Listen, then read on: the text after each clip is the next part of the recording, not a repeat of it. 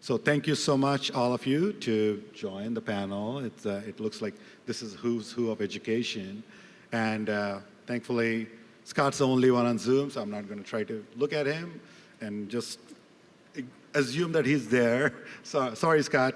But first, let's start with introductions. First of all, the panel is called Reinventing Learning and Student Success. And as we heard from the discussion with Jordan, a lot of things that we thought were not changeable in higher education over the last 15, 20 years have been shown to be changing with respect to adoption of technology, usage of classrooms, and just the resilience of campuses to be able to adapt. So I want to start with Stewart to introduce himself, and obviously we'll get into some questions. Stewart? Hello, everybody. I'm Stewart Elliott from Modo. I introduced myself a little bit earlier, so you have some of the background of me and the company from that time. Brent Ramdin from Lockstep Education, and he's also excited to announce his new venture I would like to hear about.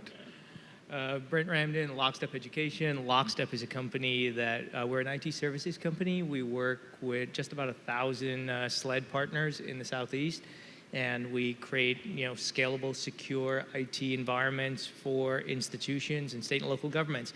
And I'm also an operating partner at Renovus Capital, a private equity firm, and we have about 30 active investments right now going on in higher education and in the ed tech world. Thanks, Brent. Lisa Skelly from Open Classrooms, and she'll talk about her global enterprise here. Go ahead, Lisa. Yes, I'm Lisa Skelly. I'm the Vice President of Mentorship and Student Success with Open Classrooms. For those who have not heard of Open Classrooms, we're a fully online training institution that really seeks to give our learners the skills that they need for the changes of tomorrow.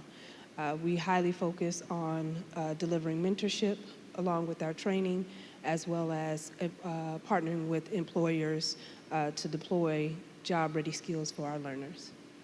Thanks, Lisa. And Gabrielle Kristofich from Beyond Academics. Hi, everyone. My name is Gabrielle.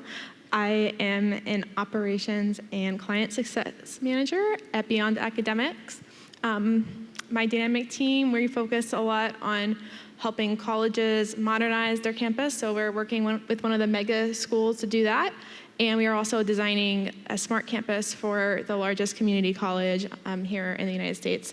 And I am very, very passionate about student success, and we focus a lot on student-centric systems and making sure that our faculty are also included in that, because I strongly believe that without taking care of the people that are taking care of our students, they cannot serve the students to the best of their Thanks, Gabrielle. Jason Pyle from Anthology. Hi, Jason Pyle up here again, and I don't think I need to do another intro. Cool. Well, we have two remote panelists here. I'll start with Scott Marshall, and Nick is right. They have a great initiative called Semester at Sea, but I won't spoil it for you. I'll let Scott do the introduction. Thanks. I wish I was there. I've been able to listen in quite a bit today. Thank you for including me in this panel. It's a pleasure. Semester C is actually nearly 60 years old as a concept and a practice. So we, unlike many of the folks that have been part of this conference, are not on the innovation front. I would view us as a tremendous complement to the scale and technology part of higher ed and what's been talked about here. We are about a integrated multi-generational learning experience that really embeds comparative experiential learning into a college student's life. And so again, Semester C has been around quite a long time. Unfortunately, the last 2 years we've not been able to sail, but fortunately we are under sail now, and students are having a phenomenal experience. But you'll hear more about it later. Thanks for the opportunity. Thanks, Scott. And we also have Jason Black. I know in the previous panel, he wore the hat of Black River Innovation Campus. In this panel, he'll wear the hat of a professor of Northeastern University because he has dual roles. Jason? One of many roles, yes. Well, I appreciate joining this panel as well, too, and I get to wear my faculty member hat. While I've been working in higher education for about 25 years as in administrative level roles, I spent the last 15 years primarily being a remote instructor for Northeastern University, their College of Professional Studies area in informatics and information systems. So I get to keep my IT sort of hat on for that role, but also get to kind of talk about how we can start to really leverage the next generation of technologists. And because almost all of my teaching has been remote, I'm hoping to bring a good perspective to this panel. Thanks, Jason. Again, I'll open this up with a framing question, and each of the panelists will get a chance to discuss this question. But because the reason why we have assembled this panel is because each of the speakers here have been solving the problem of reinventing learning or defining student success itself in a completely different manner. And it's different because even for the student, it's different. For some students, like you've heard from Ahmad, learning is experiential learning. For some students, it's auditory learning, where they're listening to a book and learning from it. So for some students, it's visual learning, where they're seeing something, reading a book as well. And a lot of this has been solved by each of these panelists in a different way. So I'm going to give each of the panelists a way to explain what they mean by learning from what they're currently doing and how they're helping student success.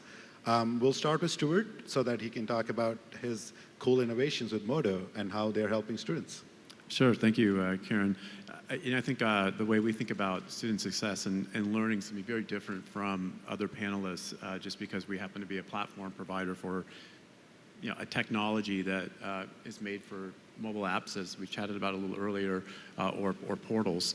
But there's a couple of key elements, and they have very different aspects. One is, from a kind of student success standpoint, getting information in a digestible form, no matter where the source is super important. I want to be able to go to one place. I want to see what's important to me today, so I know what I need to do next in my journey.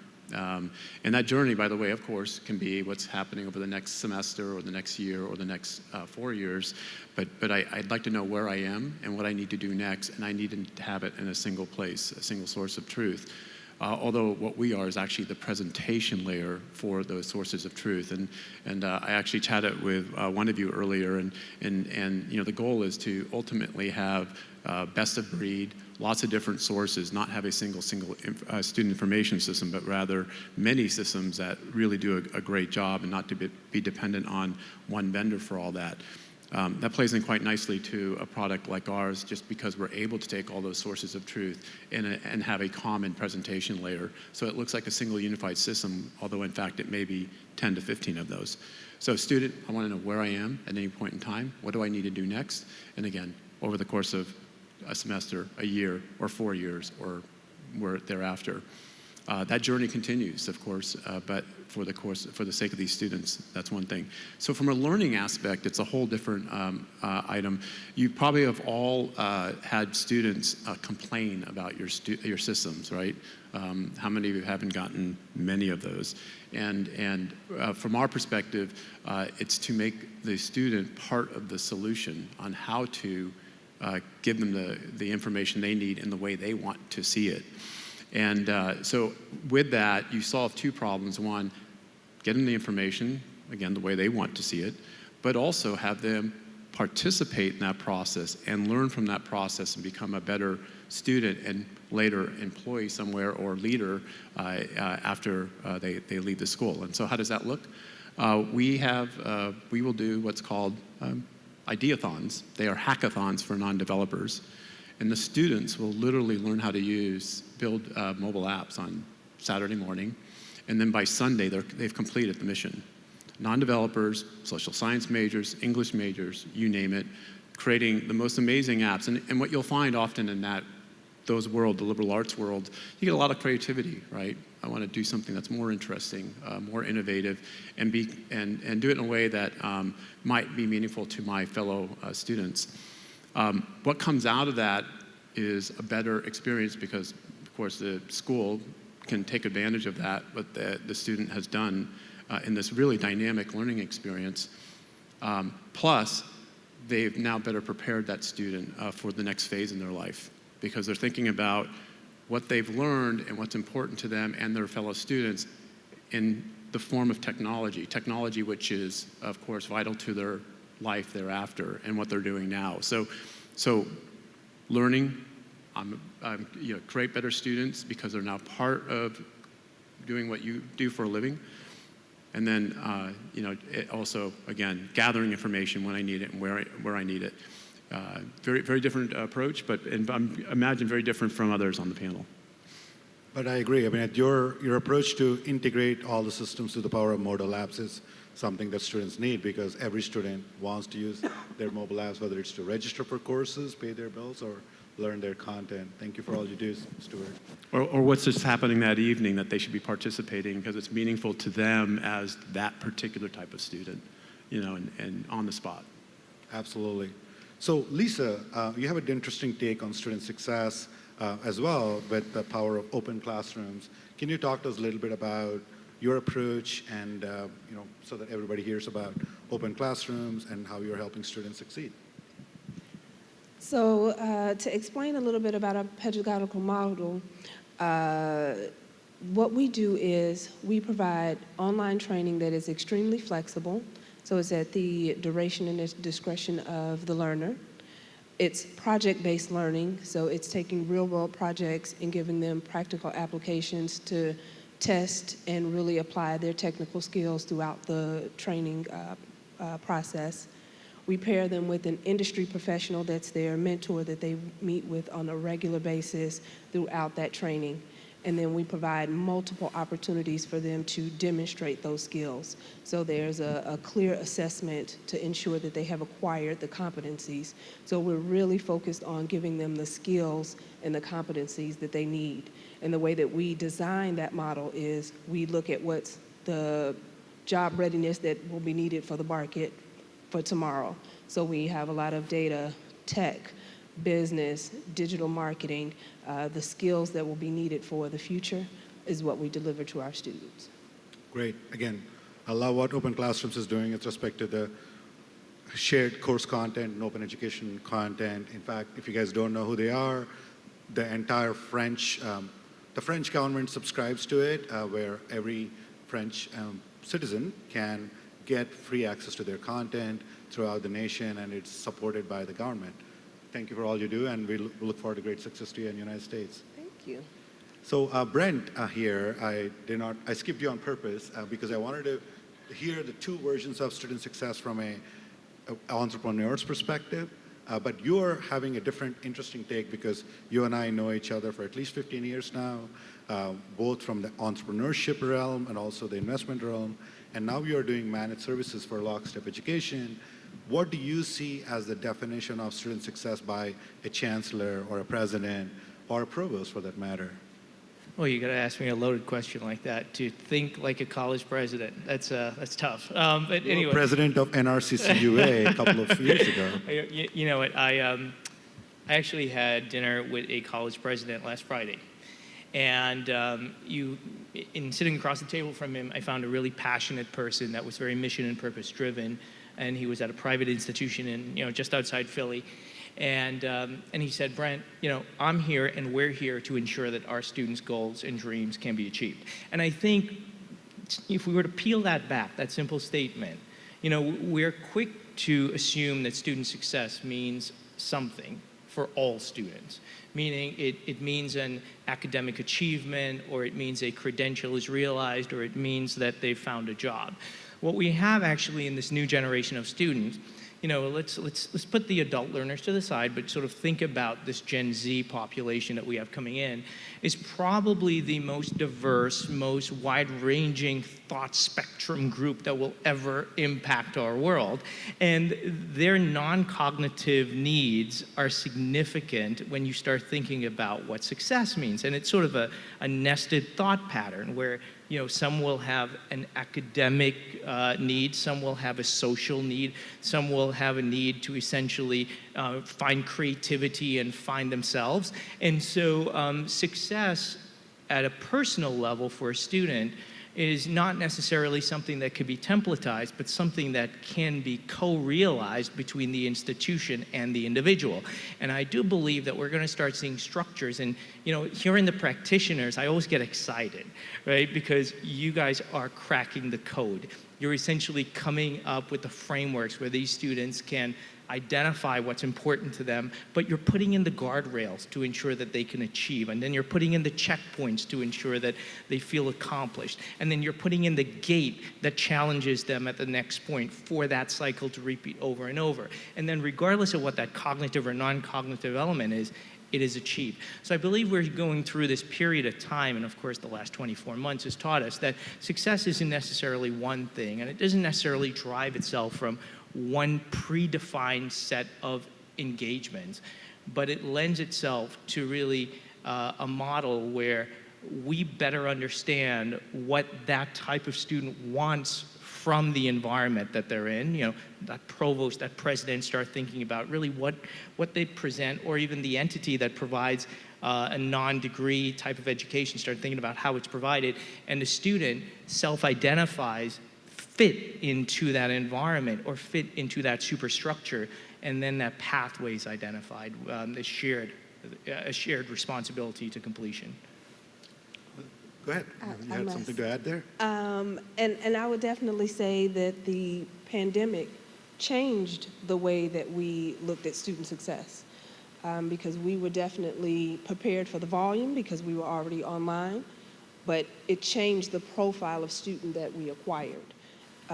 We weren't necessarily acquiring students that wanted to be in this realm of online training. They were catapulted into a space where they were unfamiliar, unprepared, so success looked very different in this space. We had to really restructure how we worked with every individual. Everyone was focused on the outcome, which of course was skills acquisition, job placement, being ready to go into the workforce, but how we got there looked very different in this new pandemic space. I agree. I think what we understand as success has changed, how we achieve success has changed almost overnight. I think there was some statistic that said the adoption of classrooms, whether it's Zoom or change in the way learners change, people have predicted that we'll be where we are today around 2030, but the pandemic, despite all its health risks, has actually accelerated the movement. But one of the great innovations that I would like for you to hear firsthand from is Scott Marshall, who kind of has created this cool system called Semester on Sea that allows students to truly experience learning on the sea. But I'm not going to spoil it for you. Scott, can you explain how you define what learning is and what success is on Semester at Sea? For inventing, but most definitely I was not the inventor. It's been around since 1963. I took over as president and CEO in January of 2020.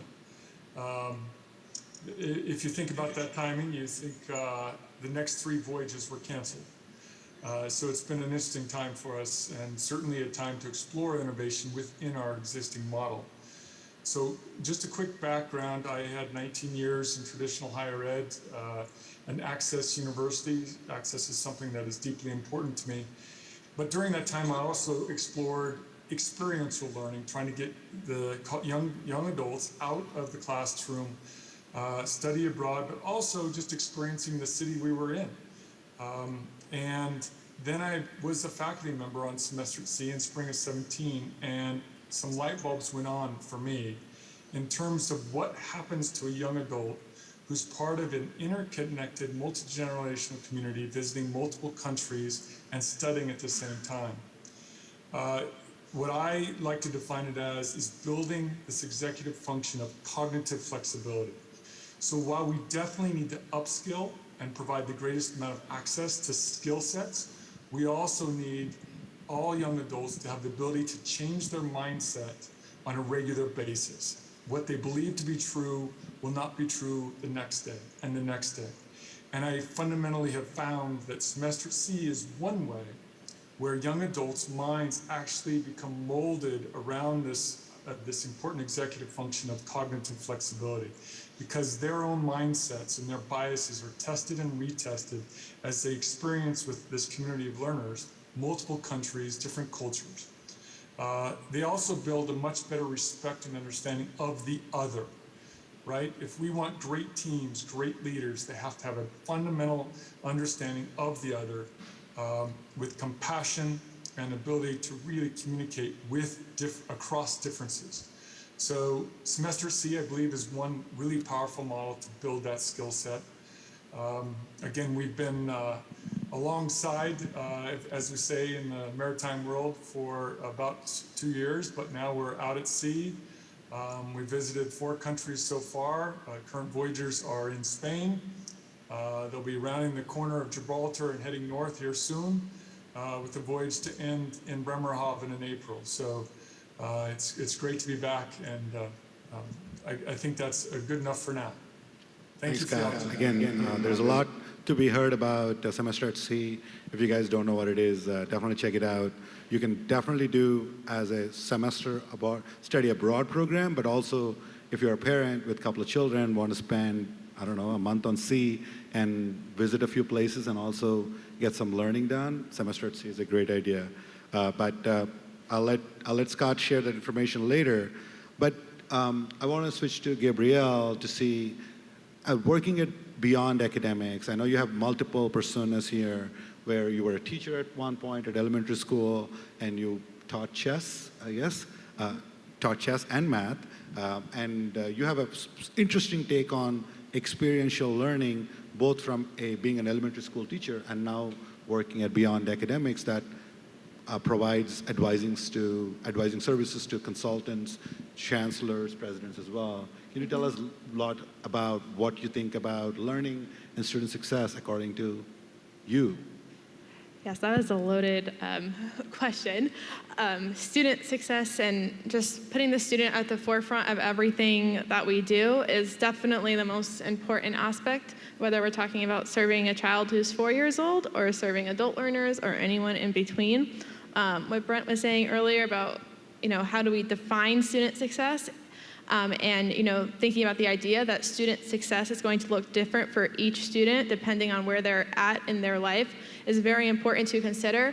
I think one of the biggest challenges I had as a teacher was realizing that my students didn't always see things the way I saw them. And I know that sounds entirely silly, but the pain points and the struggles that I struggled with in a class was not necessarily the same ones that they were struggling with. And so being able to take that perspective and have a really holistic view is very important.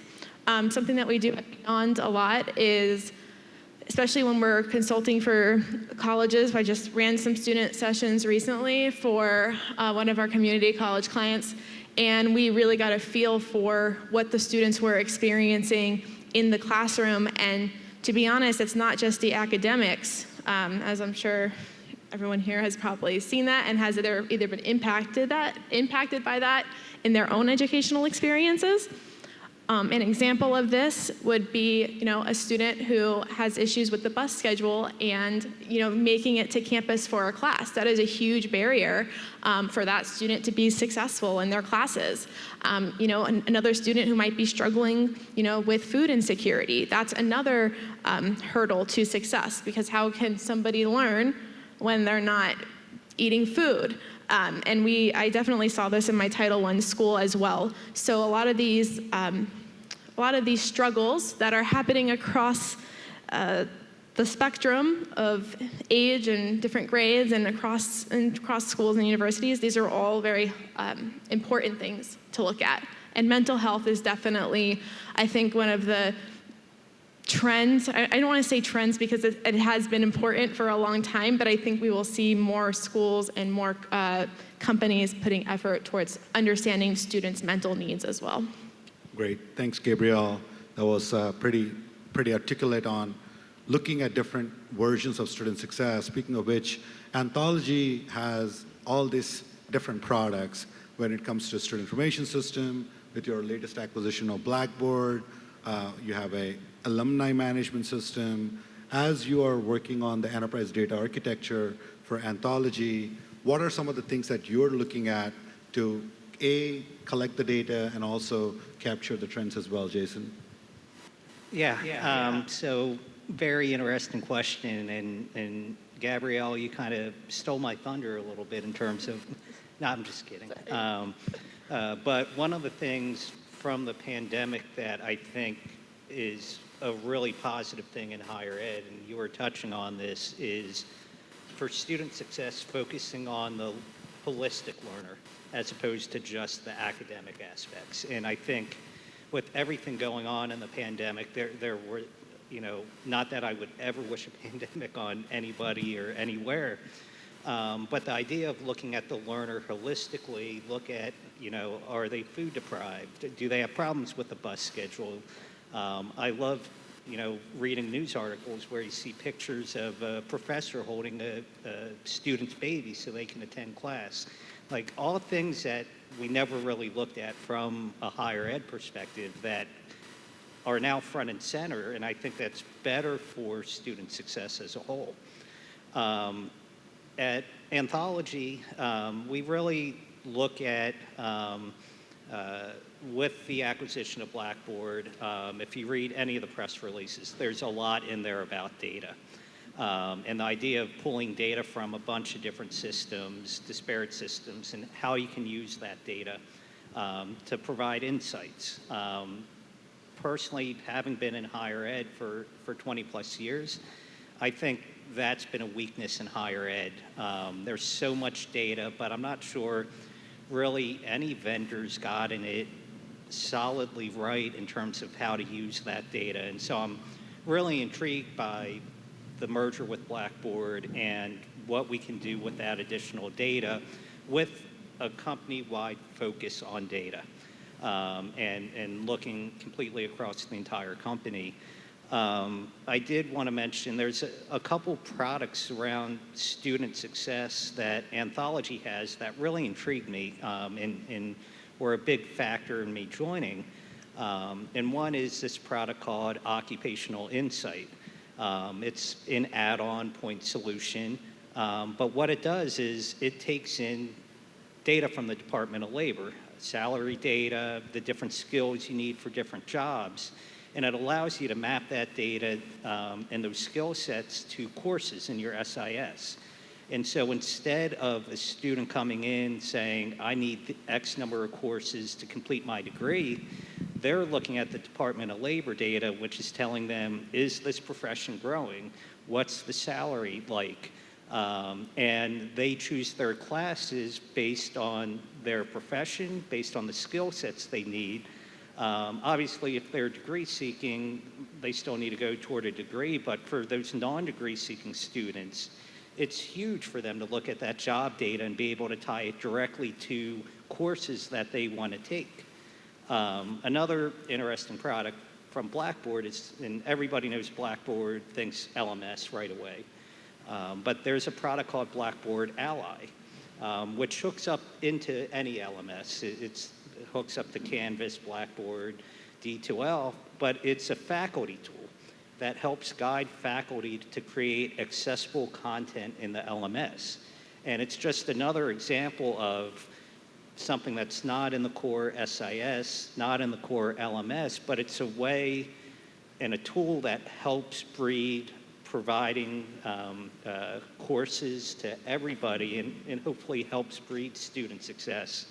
As a faculty member, I've also struggled with asynchronous online classes and how to get the right information to students. At one point I read an article that from a professor who within the syllabus had a little sentence in there that said, here's the combination of locker 18, there's $50 in there for the first student who goes and gets it. At the end of the semester, that $50 was still in that locker. And I see it with my students all the time is they don't read the syllabus. And so what do I have to do to better connect to them? Doing it the old way just isn't working. And so I don't have any great answers for that, but having that faculty mindset has definitely helped guide the way I think about products and building products at Anthology, and what we can do with this massive amount of data to organize it and hopefully make good use of it. Great. Thanks, Jason. And again, I think you had an interesting segue here to our last panelist, Jason Black, who he's a professor, just like you're describing, and I'm pretty sure he has, just like Gabrielle, some firsthand experiences, and you, on teaching in this modern classroom, whether it's hybrid or asynchronous or synchronous. So Jason, can you share some experiences on how Northeastern University is handling student success and student learning? I want to first follow up on what other Jason was saying. I think it's really important that when we're looking at how we're defining our role in the classroom, regardless of what level that is, at what time it is, and what modality it is that we're speaking to a universal learner, and we are trying to kind of pivot a little bit. I love the analogy of that with the syllabus. There's always little markers you can put in a syllabus to try to make sure people are paying attention, but at the same time, it's also knowing that while the syllabus is one contract, each individual learner to the instructor or the professor has a separate contract and a separate relationship. So I think all those things kind of come together as being really important. For me, when I went into going into teaching, it was going to be solely online. So this was a part-time thing I was investing my effort into. I had the credentials to do so. I really wanted to kind of see this as an experience for myself, and then really start to connect with my students and the diversity of their experiences.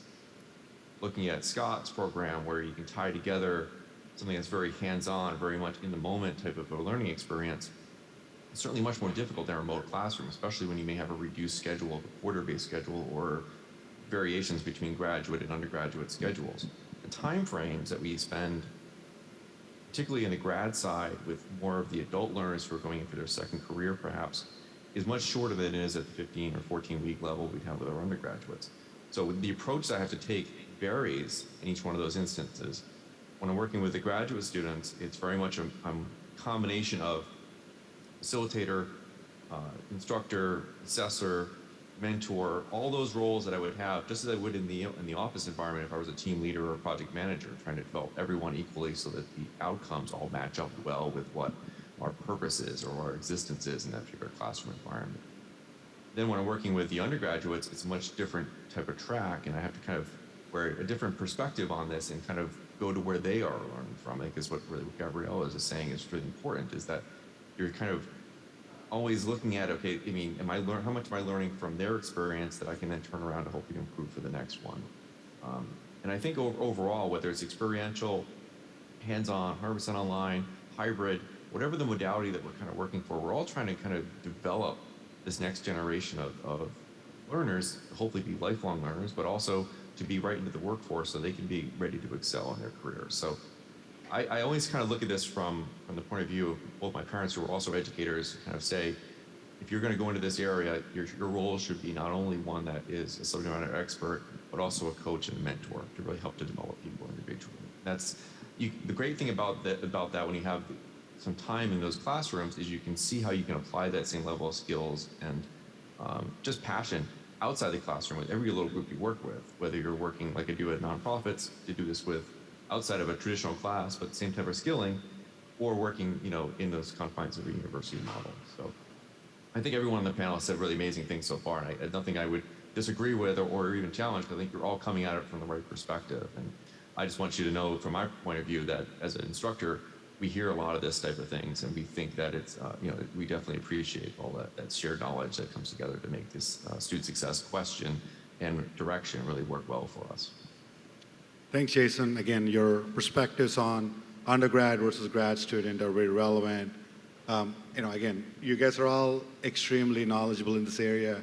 I wish we had a lot more time, and I'm also seeing that people are getting maxed out. When we started this, I wanted it to be not like a typical conference and not get into prolonged panels. We try to break it down as much as possible, but we are getting to the end of the day, so I understand. But thank you so much for coming. Thank you so much for attending and speaking and sharing your information. Big round of applause, everybody. Thank you. Thank you for having us.